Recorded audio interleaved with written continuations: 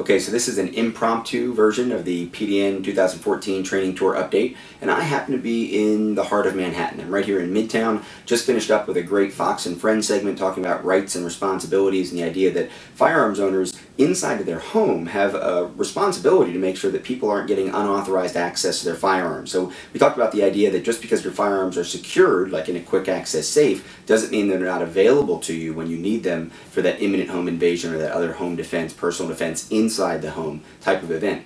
Well, one of the questions I get whenever I travel to a place like Manhattan is, oh, well, what are you doing to defend yourself? You can't have a gun. Do you feel unsafe? Things like that.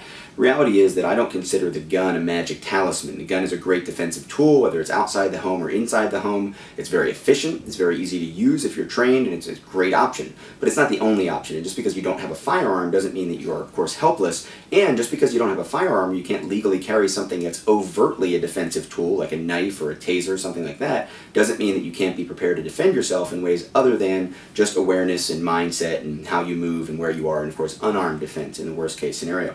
So let's talk about what I carry when I'm in an urban environment, when I'm in what some people would call a non-permissive environment, an environment where I can't carry a gun, can't carry a knife. Well, there's a lot of different improvised tools that you can use. I'm going to get to those in a second, but of course I already covered mindset, awareness, unarmed skills, health, fitness, just being able to run away, things like that. These things are incredibly important. The other thing that's incredibly important that you have is cell phone. Having a cell phone so that you can call people when you need help, you can use it to find information, you can find your way around. The smartphones, obviously, you can call up maps, you can know where you are, know where you're going. You don't have to wander around aimlessly and obviously aimlessly looking at street signs, trying to figure out where you are and making yourself a target. So the cell phone comes in handy in a lot of different ways. Another thing that you might carry is some type of a pen that's a solid metal pen. This is a Canton design one. This is a custom one. Obviously it fits into the Second Amendment theme that fits with a lot of the things I do. Looks kind of like a couple rounds here put together, but more importantly, it's a hard, solid metal pen. So I can use this as an impact device, I can use it to cut, I can use it to puncture, I can use it to scratch, I can use it for a pressure point device also on this side if I don't get the pointy end pushed up against someone.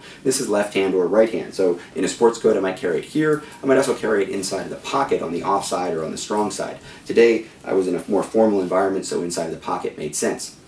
I also have over here one of the decapitator impact devices. Now this is a bottle opener, very useful tool to have around. I've got a little tail on it. This could be a lanyard. In this case it's an ICE logo keychain fob that was made for me down at Ancient City shooting range. So I've got that. That actually isn't just branding. That actually allows me something to purchase, something to hook my finger on when I go to pull that out of the pocket, get my grip on the turtle itself. Obviously a lot of sharp edges here, a lot of things I can use again for pressure points, for scratching, for cutting, for impact, maximizing the value of any strike that I'm going to give with this device. That's another great tool there. One thing you're going to want to have is a flashlight. Obviously this is one of the compact ones from Extreme Beam, the AlphaTac. This is a great little light, really rugged, really small, really compact, easy to hold in your hand, and you can also hold this in your hand while you're walking around. So I can completely cover this inside of my hand and have it at the ready to be able to push on. I can usually use it as an impact device. I can obviously use it just kind of more clandestinely if I need to read a map or do something else. I can use it to identify things like those street signs, whatever it is I'm looking for.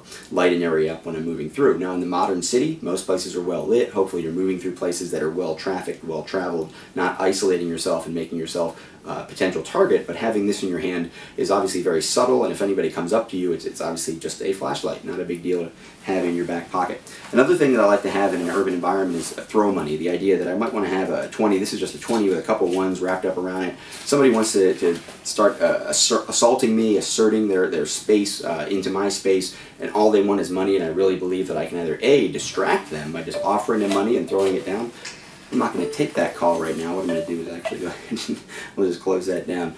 But cell phone, just be ready to not get distracted by it in the urban environment as well as in your video environment. But this money is great for just tossing down on the ground. Somebody wants money, great, here's money. Take it, I'm going to run. Take it, I'm going to get one of these tools in my hand and make sure I can defend myself. Or even if somebody's not necessarily asking for money, but somehow trying to oppress you, aggress you, maybe just go, hey, look, hey, here's 20 bucks, take this, don't worry about it. They come for it. Drop it on the ground again, they get distracted for at least a second. If I need to strike, if I need to go to a tool, or if I need to evade, this money can be the distraction that I'm looking for. So a little bit of a throw money, not the cash you're going to be using and counting on maybe for that taxi ride or whatever else you need, but this person's very insistent, but I'll get to them in a second.